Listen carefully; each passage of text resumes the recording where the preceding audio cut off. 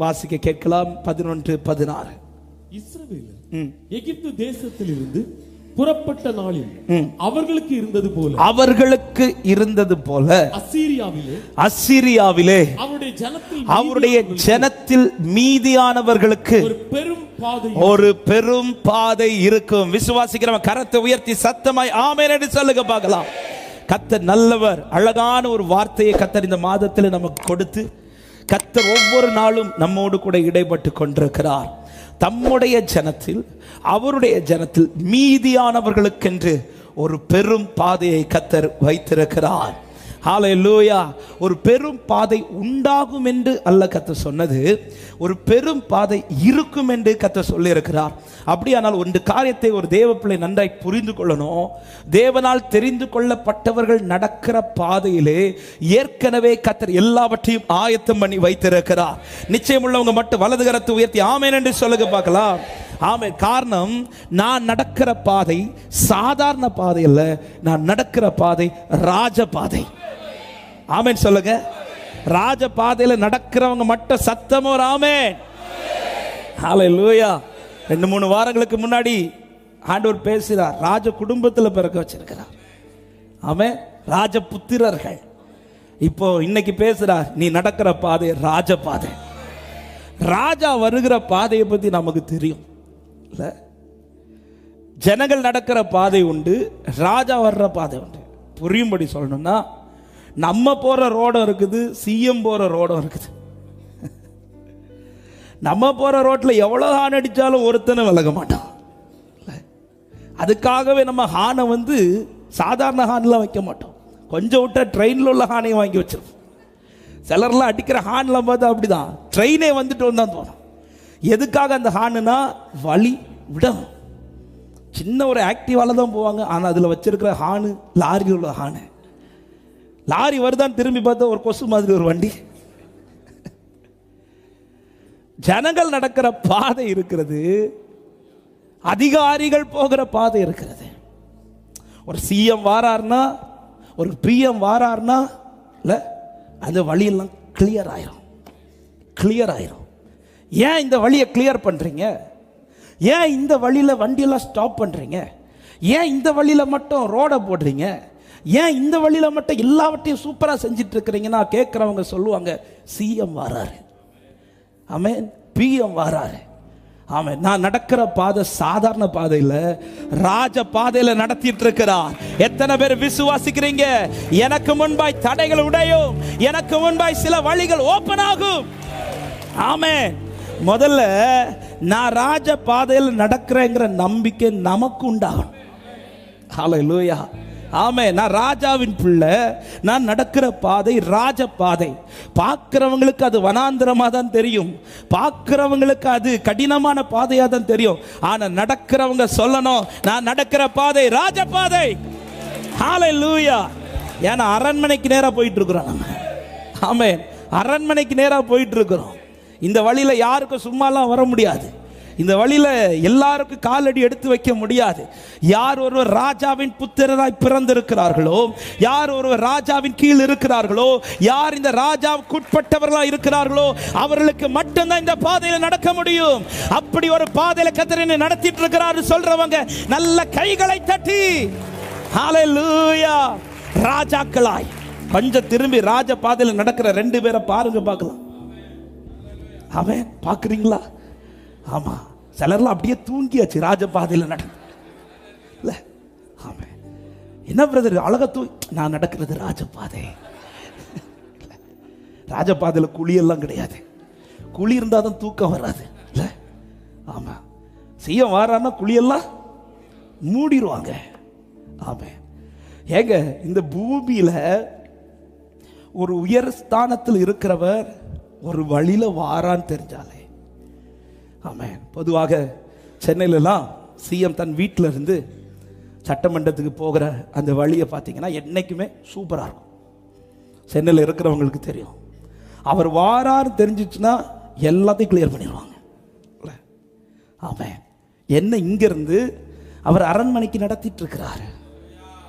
நான் வாரேன்னு தெரிஞ்சிச்சுன்னா எனக்கு முன்னாடி வழிய தூதரை கொண்டு கிளியர் பண்ணிட்டே இருப்பாரு. நான் ஆமென்.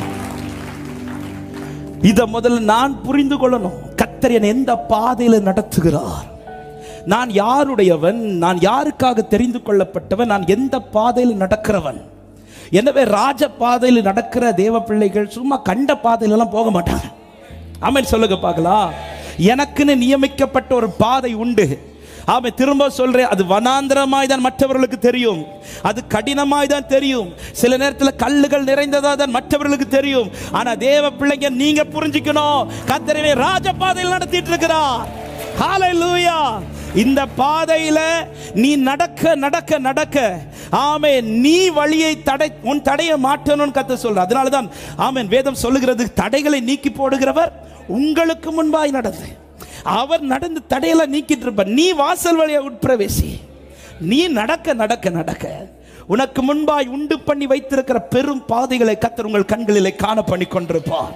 ஹalleluya. அன்று அவர்களுக்கு செய்தவர் இன்று எனக்கும் செய்ய வல்லவராய் இருக்கிறார். அவர் ஏற்கனவே உருவாக்கி வைத்திருக்கிறார்.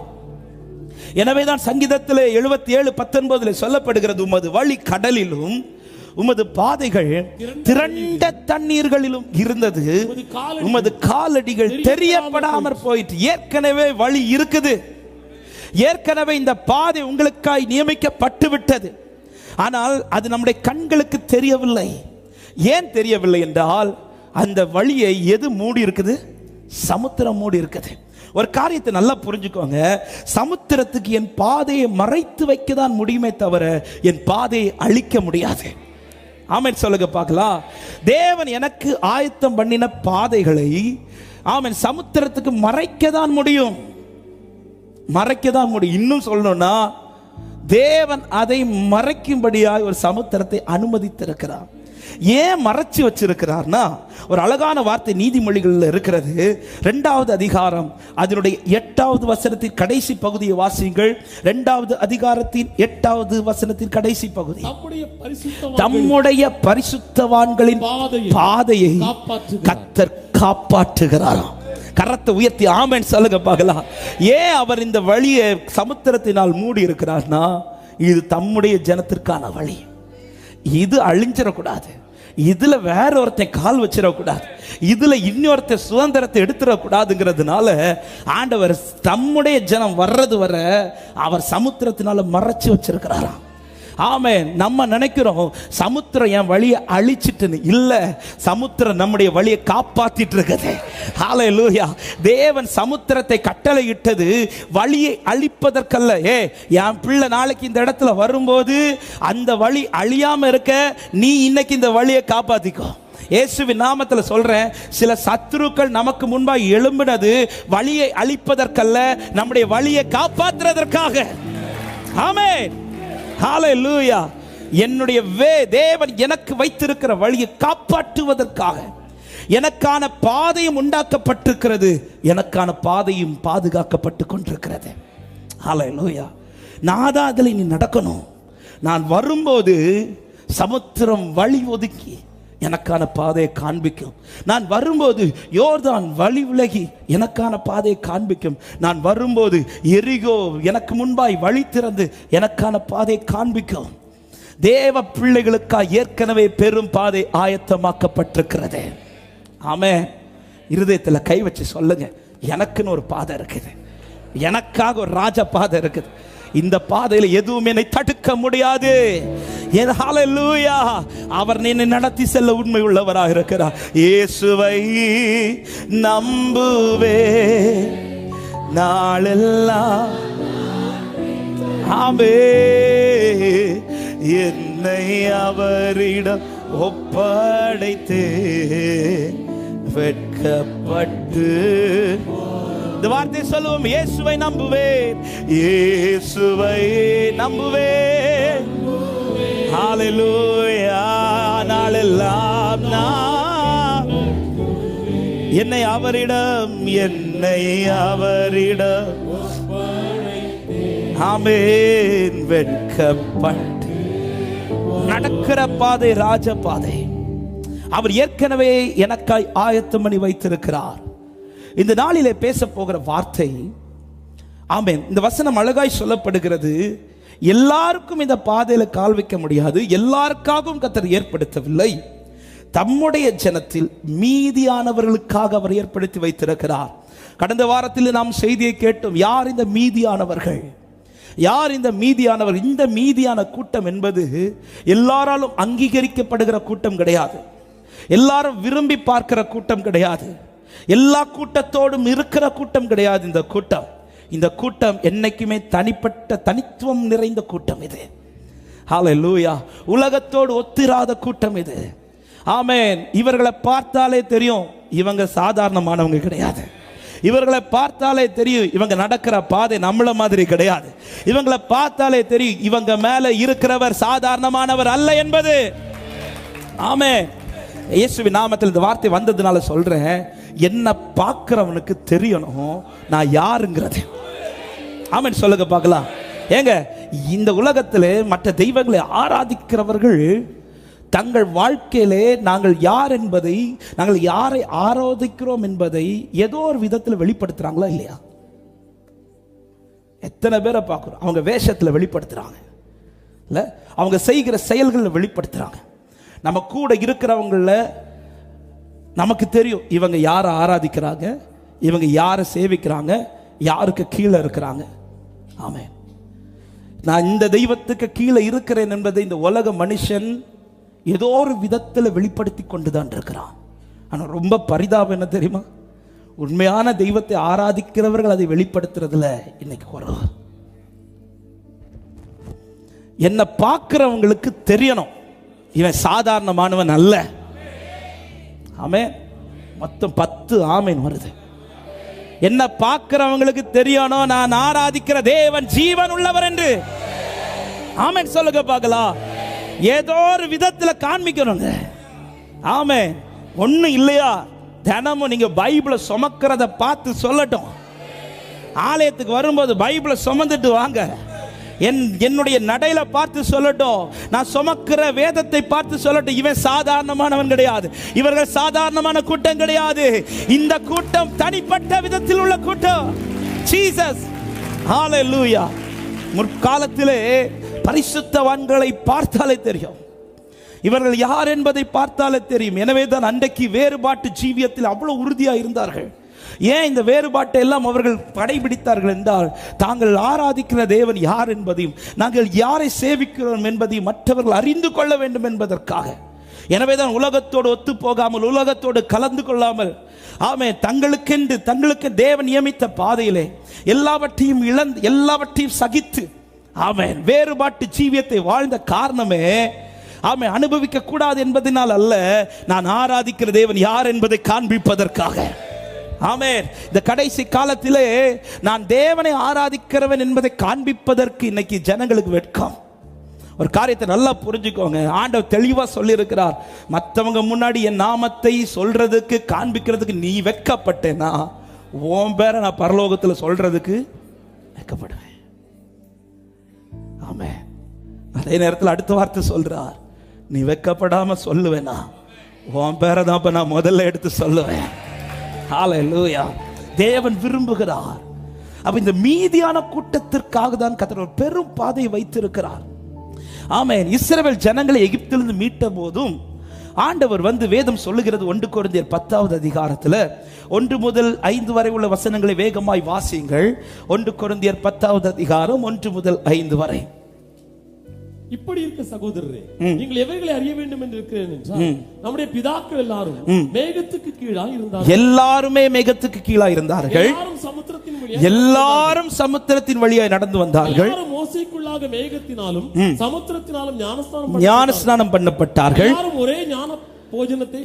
ஒரே ஞான போஜனத்தை புசித்தார்கள். ஒரே ஞான பானத்தை குடித்தார்கள். எப்படி எனில் அவர்களுடைய கூட சென்று ஞான கன்மலையின் தண்ணீரை குடித்தார்கள்.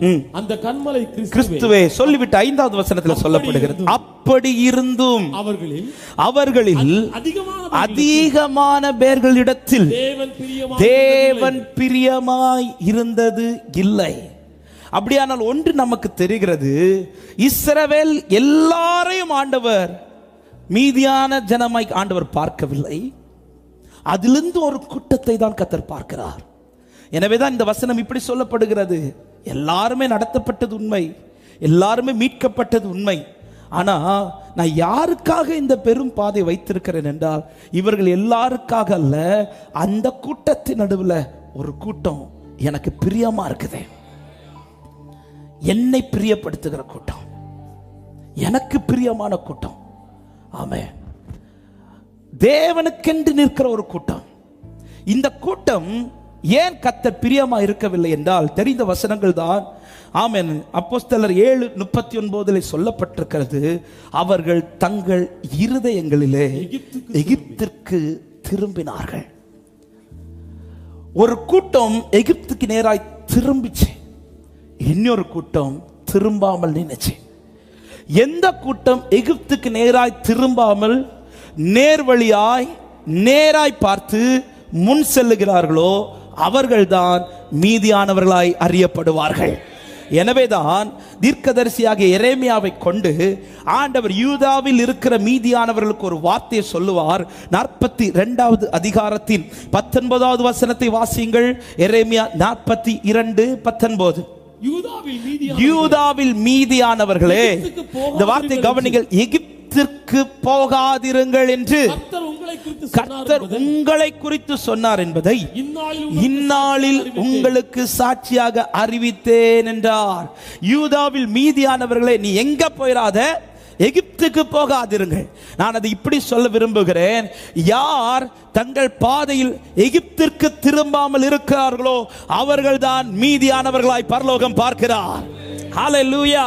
இப்படி இருக்கிறவர்களுக்காக தேவன் ஒரு பெரும் பாதையை ஆயத்தம் பண்ணி வைத்திருக்கிறார். ஆமென். எகிப்திற்கு திரும்பி போயிடாத. எகிப்திற்கு திரும்பாத கூட்டம் தான் இந்த மீதியான கூட்டம். ஒரு முறை ரட்சிக்கப்பட்டு விட்டேன், ஒரு முறை ஆட்டுக்குட்டி இரத்தத்தினால் மீட்கப்பட்டு விட்டேன். ஆமென். செங்கடலை தாண்ட வைத்து விட்டார். இனி எனக்கும் எகிப்திற்கும் சம்பந்தம் இல்லை என்று சொல்லத்தக்கதா இன்று கண்ட எகிப்தியனை நீ என்றைக்கும் காண மாட்டா என்கிற நிலைமைக்கு கர்த்தர் கொண்டு வந்துட்டார். இப்படி வந்த கூட்டத்தில் ஒரு கூட்டம், இன்னும் சொல்ல போனா அதில் அநேக பேர் தங்கள் இருதயத்தில் எகிப்துக்கு திரும்பும் போது மீதியான ஒரு கூட்டத்தை பார்க்கிறார். மீதியான ஒரு கூட்டம். இந்த கூட்டம் யார் என்றால் எகிப்திற்கு திரும்பாத கூட்டம். அன்பான தேவ ஜனமே, மீதியானவர்களுக்கு கர்த்தர் பெரும் பாதை வைத்திருக்கிறார். என்னுடைய கேள்வி, இந்த மீதியான கூட்டத்தில் நான் இருக்கிறேனா? என்ன இந்த கூட்டம்? எகிப்திற்கு திரும்பாத கூட்டம், எகிப்துக்கு திரும்பாத கூட்டம், எகிப்தை விரும்பாத கூட்டம், எகிப்துக்காய் ஆமென் வாதாடாத கூட்டம், எகிப்தை நோக்கி ஆமென் முகத்தை திருப்பாத கூட்டம். எகிப்தின் திருப்புதல் அல்லது எகிப்தினுடைய கிரியை என்ன? எகிப்திற்கு திரும்பினால் அல்லது இந்த எகிப்தினுடைய வாழ்க்கை நம்முடைய வாழ்க்கை என்ன செய்யும் என்பதை முதலாவது நான் சில காரியங்களை சொல்லிவிட்டு யார் எகிப்திற்கு திரும்ப மாட்டார்கள் என்பதையும் நான் சொல்லி நான் செபிக்க விரும்புகிறேன். என்னோடு கூட வார்த்தையை கவனிக்க அன்போடு கேட்டுக்கொள்கிறேன். இந்த எகிப்திற்குள் இருக்கிறவனுடைய வாழ்க்கை எப்படி மாறும்? மீதியான கூட்டம் எகிப்துக்கு திரும்பினால் அல்லது தேவனுடைய ஜனம் எகிப்திற்குள் இருந்தால் அவருடைய வாழ்க்கையை எகிப்து என்ன செய்யும்? நமக்கு தெரிந்த வார்த்தைகளை தான் இந்த நாளில் கர்த்தர் பேசுவார். ஒரு விசை கூட நம்மை கர்த்தர் பலப்படுத்துவாராக. ஆமென். யாத்திராகமம் 1வது அதிகாரம் அதனுடைய 10வது வசனத்திலே இப்படி சொல்லப்படுகிறது. வாசியுங்கள். யாத்திராகமம் 1:10. அவர்கள் பெருகாதபடிக்கும் ஒரு யுத்தம் உண்டானால் 9 முதல் வாசியுங்கள்.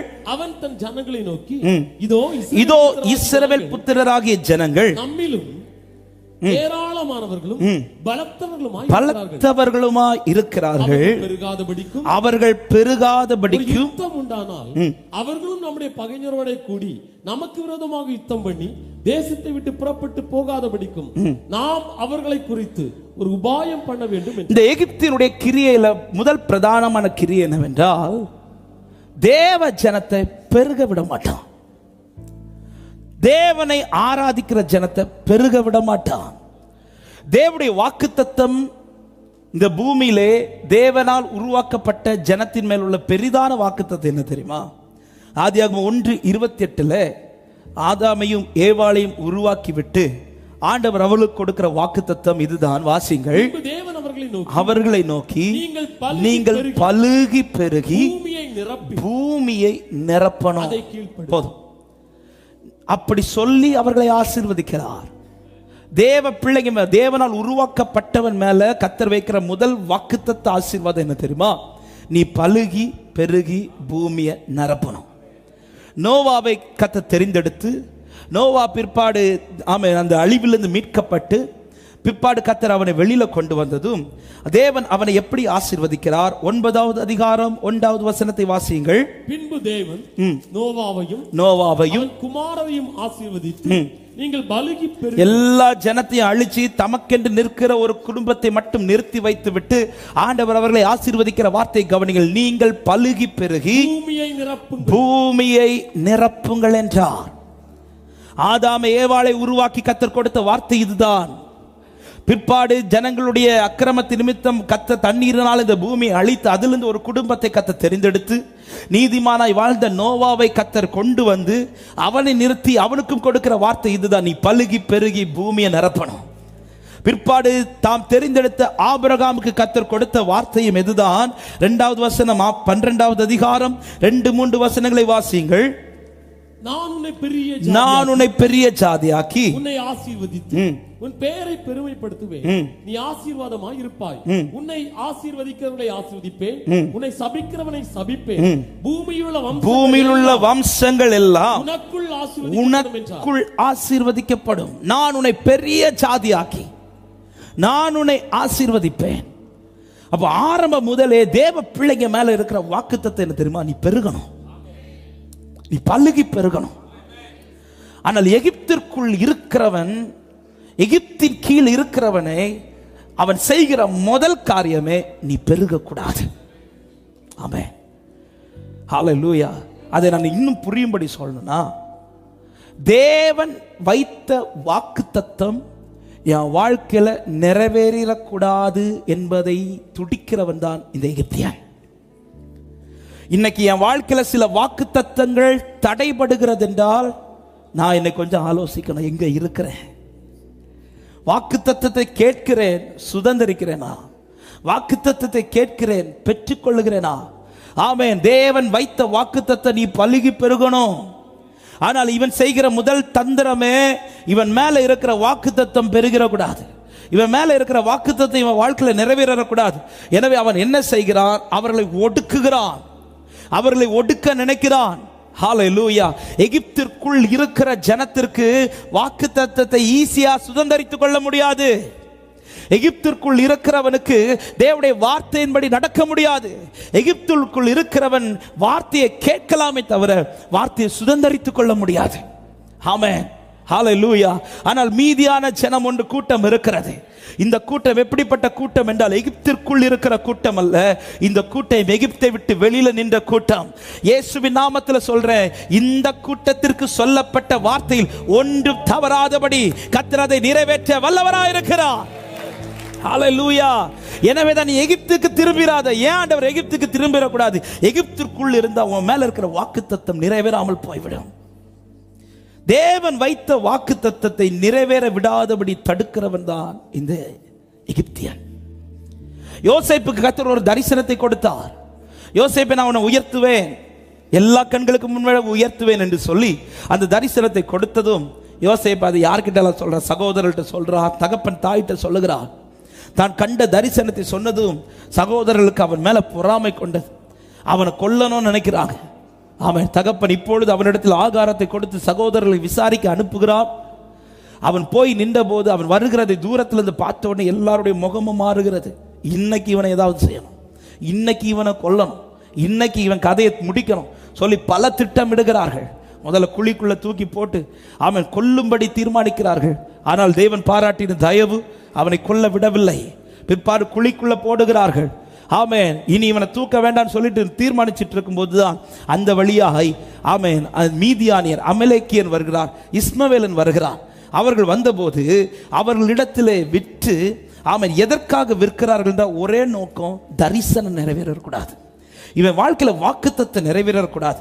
அவனை விற்ற உடனே இவர்கள் செய்த காரியம் என்னவென்றால், ஆமென் ஆதியாகமம் 37வது அதிகாரம் அதனுடைய 36வது வசனத்தை வாசியுங்கள். அந்த மீதியானியர், நல்ல கவனிங்க இந்த வார்த்தையை, அந்த மீதியானியர் யோசேப்பை எகிப்திலே பார்வோனின் பிரதானியும் தலையாரிகளுக்கு அதிபதியுமாகிய போத்திபார் என்பவரிடத்தில் விற்றார்கள். தரிசனம் நிறைவேறக்கூடாதுன்னு விற்றவன் வாழ்க்கை எங்க கொண்டு விட்டுறாங்க பாத்தியா? எகிப்துல தான் கொண்டு விடுறான். எகிப்துல கொண்டு விட்டு போடுகிறான். ஆவிக்குரிய கண்ணோட்டத்தோடு சொல்றேன், இவன் வாழ்க்கையில தரிசனம் இருக்குது, இந்த தரிசனம் நிறைவேறக்கூடாது. இவன் வாழ்க்கையில வாக்குத்தத்தம் இருக்குது, இந்த வாக்குத்தத்தம் நிறைவேறக்கூடாது. ஆமென். மீதியானியர் கையில விட்ட சகோதரர்கள் ஏன் மீதியானியரை வச்சிருக்க வேண்டியதானே, அல்லது இஸ்மவேலரை வச்சிருக்க வேண்டியதானே? அவர்கள் எங்க கொண்டு போய் விட்டு போடுகிறார்கள் என்றால் எகிப்துல கொண்டு போய் விட்டு போடுகிறார்கள். ஏன்னா தெரியும், எகிப்துக்குள்ள இவன் இருந்தானா இவன் திட்டம் நடக்காது, அவன் திட்டம் தான் நடக்கும். அன்பான தேவஜனமே, இந்த சத்தத்தை கேட்டுக்கொண்டிருக்கிற தேவஜனம், வார்த்தையை கேட்டிருக்கிறோம். வார்த்தை ஒவ்வொரு நாளும் கர்த்தர் நமக்கு தந்து கொண்டிருக்கிறார். இன்னும் நான் சுதந்தரிக்க விடாதபடி சில தடைகள் எனக்கு வருகிறது என்றால் நான் எங்கே இருக்கிறேன் என்பதை முதல்ல நான் யோசிக்கணும். இன்னும் எகிப்திற்குள் என் வாழ்க்கை இருக்குமானால், இன்னும் எகிப்தின் அடிமைத்தனத்திற்குள் என் வாழ்க்கை இருக்குமானால், ஒரு வார்த்தையை பாரத்தோடு சொல்லுகிறேன், நான் கேட்க மட்டும்தான் முடியும், நிறைவேறாது. எனவே தான் ஆண்டவர் சொன்னார், நீ மீதியான கூட்டமாயிரு, மீதியான கூட்டத்தில் இரு. யார் இந்த மீதியான கூட்டம்? இவர்கள் எகிப்துக்கு திரும்பாதவர்கள், எகிப்தை யோசிக்காதவர்கள், எகிப்தை குறித்து நினைக்காதவர்கள். எகிப்திற்குள் இருக்கிறவன் வாழ்க்கையில வார்த்தை நிறைவேறுவது கடினமா இருக்கும். எகிப்திற்குள் இருக்கிறவன் வாழ்க்கையில வாக்குத்தத்தத்தை சுதந்தரிப்பது ரொம்ப கடினமா இருக்கும். ஆனாலும் இதிலிருந்து ஒரு வார்த்தையை நான் தைரியத்தோடு சொல்லுகிறேன். இப்படி ஒடுக்க நினைத்தான் பார்வோன். ஆமென். இவர்களை எப்படியாவது வளர விடக்கூடாது, இந்த வார்த்தை நிறைவேறக்கூடாது என்று ஒடுக்க நினைக்கும் போது பைபிள் சொல்லுது, அவன் ஒடுக்க நினைத்தாலும் கர்த்தர் அவர்களை பெருக பண்ணினார் என்று. அதை நான் இப்படி சொல்ல விரும்புகிறேன். ஆமென். எகிப்திற்குள்ளேயே கர்த்தர் ஒருவனை பெருக பண்ணுவார். ஆனால் எகிப்திலிருந்து வெளியில கொண்டு வரப்பட்டவனை கர்த்தர் எவ்வளவாய் பெருக பண்ணுவார். ஹல்லேலூயா. எகிப்திற்குள் கர்த்தர் பெருக பண்ணுவதே பார்வோனுக்கு தடுக்க முடியவில்லை என்றால், அன்பான ஜனமே, நீ தனிப்பட்ட கூட்டமாக இருப்பாயானால் உனக்கு விரோதமாக எழும்புகிற எந்த ஆயுதத்தையும் கர்த்தர் வாய்க்காமல் போக பண்ணுவார். ஜீசஸ். ஹல்லேலூயா. நம்ம என்ன எகிப்துக்குள்ளே பெருக பண்ணிட்டார்ல, அப்பா எகிப்திலேயே அது எப்பவும் கிடையாது.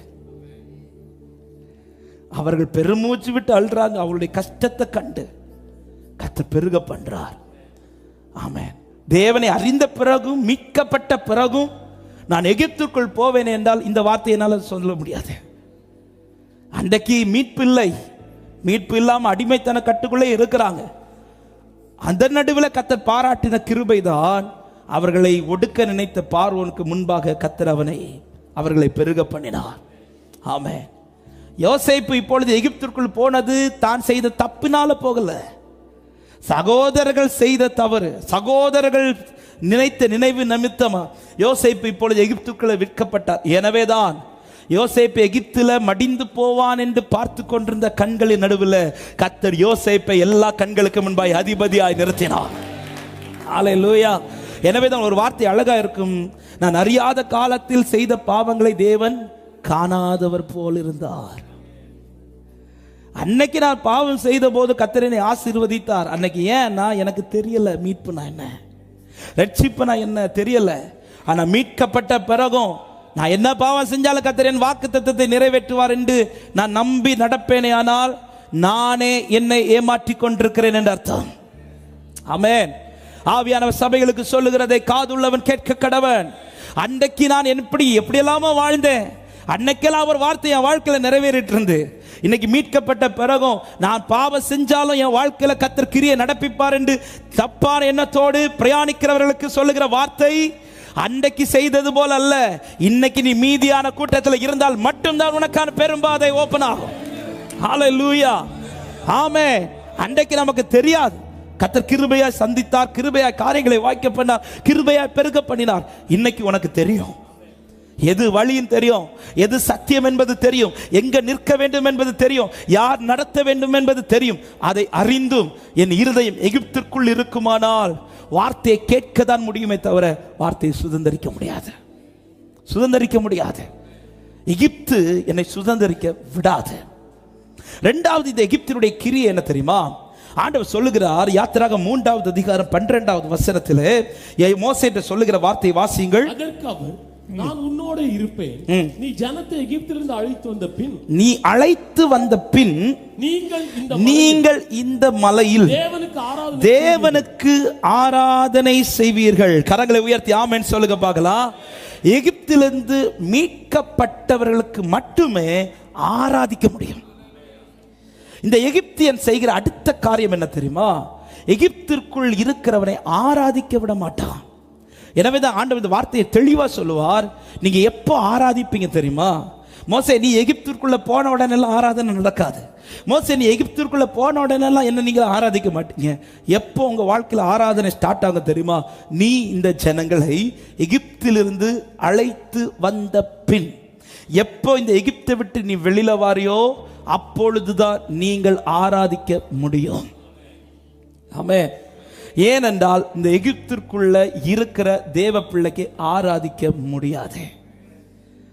ஆராதிக்க முடியாது என்று சொல்லுவதை விட பார்வோன் உன்னை ஆராதிக்க விட மாட்டான். எனவேதான் எல்லாத்தையும் எடுத்து வாசிக்க நேரம் இல்லை, நேரம் போகிறது. ஆமென். மோசே ஒவ்வொரு முறை பார்வோன் சமூகத்தில் போய் நின்று ஜனங்களை அனுப்பிவிடணும், கர்த்தரை ஆராதிக்கும்படி அழைக்கிறார் என்று சொல்லும் போதெல்லாம் பார்வோன் உடனே இருதயம் கடினப்பட்டு ஆமென் அனுப்பவே மாட்டார். ஆமென் கடினத்தை கூட்டுவான், அவர்களுக்கு வேதனை கூட்டுவான், அவர்களுக்கு கஷ்டத்தை கூட்டுவான், ஆராதிக்க மட்டும் விட மாட்டான். இயேசுவின் நாமத்திலே ஒரு வார்த்தையை பாரத்தோடு சொல்ற, தேவன் என்னை மீட்டது தேவனை ஆராதிப்பதற்காக. நான் ஆராதிக்க மீட்கப்பட்டவன் சொல்றவங்க மட்டும் கரத்தை உயர்த்தி ஆமென் சொல்லுங்க பார்க்கலாம். நேற்றைக்கு ஒரு சங்கீத பகுதியை வாசிக்கும் போது ஒரு வார்த்தை எனக்கு ரொம்ப உணர்த்தின ஒரு வார்த்தை.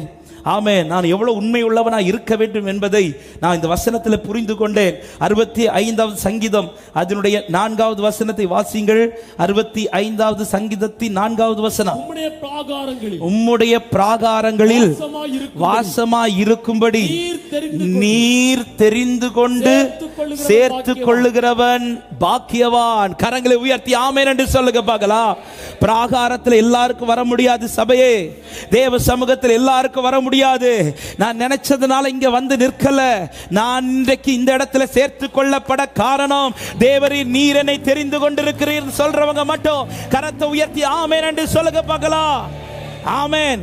அவர் தெரிந்து கொள்ளாமல் ஒருவனும் அவர் சமூகத்தில் வந்து உட்கார முடியாது. ஆமென். கல்யாண வீட்டுக்கு அழைப்பு இருந்தா எல்லாரும் போயிடலாம், பர்த்டே வீட்டுக்கு அழைப்பு இருந்தா எல்லாரும் போயிடலாம், சிலர் அழைப்பு இல்லாமே போயிடுவாங்க, அது வேற. எந்த ஒரு ஃபங்க்ஷனுக்கும் யார் வேணாலும் போகலாம், அழைப்பு இருந்தால் போகலாம், சுகம் பலன் இருந்தால் போகலாம். ஆனால் தேவ சமூகத்தில் அவருடைய சித்தம் இல்லாமல் ஒருத்தனை வந்து உட்கார முடியாது.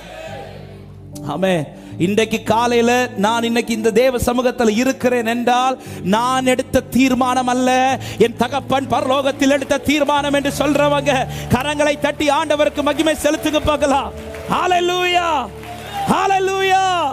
எனவே தான் சமூகத்தில் வந்து இருக்கிறவன் எதை பெரிதாய் பார்ப்பான் தெரியுமா? தேவரே, எனக்கு நீர் பாராட்டின கிருபை எத்தனை பெரியது ஆண்டவரே. ஆமென். எதற்காக என்னை தெரிந்து கொண்டு வந்தார்? ஒரே ஒரு நோக்கத்தோடு, இந்த ஜனத்தை எனக்கென்று ஏற்படுத்தினேன், இவர்கள் என் துதியை சொல்லி வருவார்கள். அப்ப இன்னைக்கு என்னுடைய துதியை பிரியப்படும்படிதான் கர்த்தர் இன்னைக்கு நான் சமூகத்தில் கொண்டு வந்திருக்கிறார். இப்ப என் கேள்வி, எத்தனை பேர் உண்மையை ஆராதிச்சீங்க? எத்தனை பேர் உண்மையை ஆராதிச்சீங்க? ஆராதிக்க முடியுதா? இன்னைக்கு தேவனை துதிக்க முடிகிறதா? ஆமென். தேவன் எகிப்திலிருந்து என்னை மீட்டது, தேவன் எகிப்திலிருந்து என்னை கொண்டு வந்தது, அவர் விரும்புகிற ஆராதனை நான் ஏறெடுக்கும்படி எவ்வளவு அழகா எவ்வளவு வாஞ்சியா சொல்றாரு பாருங்க. எப்பா, என் பிள்ளைகளை எல்லாம் நீ கூட்டிட்டு வா. எதுக்கு ஆண்டவரை கூட்டிட்டு வரணும்? என் பிள்ளைகளை நீ கூட்டிட்டு வந்து இந்த மலையில நீ எனக்கு ஆராதனை செலுத்துவ, நீ எனக்கு ஆராதனை செலுத்துவ. ஆண்டோட ஏக்கம் என்ன தெரியுமா? நான் பாடுறதுல அவர் சந்தோஷப்பட விரும்புகிறார், நான் துதிக்கிறதுல அவர் சந்தோஷப்பட விரும்புகிறார். கோடா கோடி தூதர்கள் 24 மணி நேரமும் பரலோகத்தில் துதித்துக் கொண்டிருக்கும் போதும் இங்கே 2 பேர் அவருடைய நாமத்தின் நிமித்தம் கூடினார், அங்கே ஆண்டவர் மகிமைப்பட்டு கொண்டிருக்கிறார். இந்த பாக்கியத்தை கர்த்தர் எனக்கு தந்திருக்கிறார்.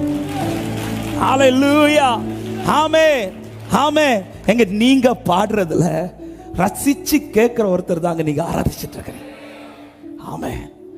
துதியினாலே அவருக்கு ஒரு சிங்காசனம், நீங்க போட்டு கொடுக்கிற சேர்ல உட்காரணும்னு கர்த்தர் விரும்புறார். நீங்க போட்டு கொடுக்கிற சேர்ல பரலோகத்தில் அவருக்குன்னு ஒரு சிங்காசனம் இருக்கு. ஆனா மீட்கப்பட்ட ஜனம் துதியினால் போட்டு கொடுக்கிற சேர்ல கர்த்தர் உட்கார விரும்புகிறார். என் கேள்வி, நீங்க போடுற சேர் எப்படி இருக்குது? 4 காலம் சரியா இருக்குதா? என் சேர் ஒழுங்கா போட்டு கொடுக்குறேனா, அவர் விரும்பி உட்கார்றது மாதிரி போடுறேனா, அவர் விரும்பி வாசம் பண்றது மாதிரி போடுறேனா, சீயோனிலே துதியானது உமக்காக அமைந்து காத்திருக்கிறது. ஆமென். இந்த துதி எப்படி வந்துச்சு? நீர் தெரிந்து கொண்டு சேர்த்து கொண்ட ஜலத்தினால. அன்பான தேவ ஜனமே, ஒவ்வொரு முறை தேவ சமூகத்தில் கூடும் போதும் அவன் என்னால் ஆராதிக்க முடியுதான்னு பாருங்க. இன்னும் ஆராதிக்கிறதுக்கு தடை இருக்குதுன்னா, மனதார சொல்றேன், உண்மையா சொல்றேன், நானா இருந்தாலும் சரி, யாரா இருந்தாலும் சரி, நான் இன்னும் பார்வோனுக்கு கீழே தான் இருக்கிறேன். எகிப்திற்குள் இருக்கிறவனுக்கு மட்டும்தான் ஆராதிக்க முடியாது. எகிப்திற்குள்ள வெளியில வந்துட்டான சின்ன பிள்ளையானாலும் பெரியவங்க ஆனாலும் முதியவர்களானாலும் எல்லாராலும் ஆராதிக்க முடியும். ஆமென். அவன் சுகம் இருந்தாலும் ஆராதிப்பான், சுகம் இல்லாட்டாலும் ஆராதிப்பான். அவன் பலன் இருந்தாலும் ஆராதிப்பான், பலன் இல்லாட்டாலும் ஆராதிப்பான். அவன் வாசல் திறந்தாலும் ஆராதிப்பான், வாசல் திறக்காட்டாலும் ஆராதிப்பான். அவனுக்கு நன்மை நடந்தாலும் ஆராதிப்பான், நன்மை நடக்காட்டாலும் ஆராதிப்பான். ஜீசஸ். ஹalleluya, ஹalleluya. தேவன் விரும்புகிற ஆராதனை. இன்னைக்கு ஆராதிக்கிறது, என் ஆராதனை எப்படி இருக்குது? அதே நேரத்தில் இன்னொரு வார்த்தையும் சொல்ல விரும்புகிறேன். கூட்டத்தோட ஆராதிக்கிற ஆராதனை மட்டுமல்ல கர்த்தர் எதிர்பார்ப்பது. என்னுடைய பர்சனல் லைஃப்ல, என்னுடைய பர்சனல் அறையில, என்னுடைய பர்சனல் வாழ்க்கையில உண்மையா ஆராதிக்கிறேனா? நான் ஆராதிக்கிற ஆராதனை தேவனுக்கு சிங்காசனத்தை, தேவனுக்கு சேர் போட்டு கொடுக்கும். ஆமென். என்னால இன்னைக்கு ஆராதிக்க முடியலன்னு நான் சொல்லுகிறேன் என்றால், நான் இன்னும் எகிப்திற்குள்ள, மறுபடியும் எகிப்திற்கு கட்டுக்குள்ள இருக்கிறேன் என்ற அர்த்தம். ஆமென். எந்த சூழ்நிலை ஆராதிக்கிறேன்? பவுல் சீலா கட்டப்பட்ட நிலையில் ஆராதிக்கிறார்கள். ஆமென். துதிக்கிற மீட்கப்பட்ட ஜனங்கள் உண்மையா துதிச்சா அதுக்கு முன்னாடி என்ன தடை இருந்தாலும் உடையுங்க. ஹalleluya. மீட்கப்பட்டவன் வாழ்க்கையில இருக்கிற அதிகாரம் இதுதான். அவன் ஆராதிக்கும் போது விடுதலை நடக்கும், அவன் ஆராதிக்கும் போது அற்புதம் நடக்கும். எனக்கு நான் ஏறெடுக்கிற ஆராதனை தேவனை பிரியப்படுத்துகிறதா இருக்கணும். ஆமென். இன்னைக்கு மனுஷங்களை பிரியப்படுத்த ஆராதனை, மனுஷங்களை சந்தோஷப்படுத்த ஆராதனை, பக்கத்தில் இருக்கிறவங்க என்ன நினைப்பாங்களோ அதனால ஏறெடுக்கிற ஆராதனை, இந்த ஆராதனையில் ஆண்டவர் பிரியப்படவே மாட்டார். ஹalleluya. நான் ஏறெடுக்கிற ஆராதனை என் தேவனுக்கு உகந்த வாசனையா ஏறெடுக்கப்படுமானால், இயேசுவின் நாமத்தில் சொல்றேன், உங்களுக்காக ஒரு பெரும் பாதையை கர்த்தர் ஆயத்தம் பண்ணி வச்சிருக்கிறார்.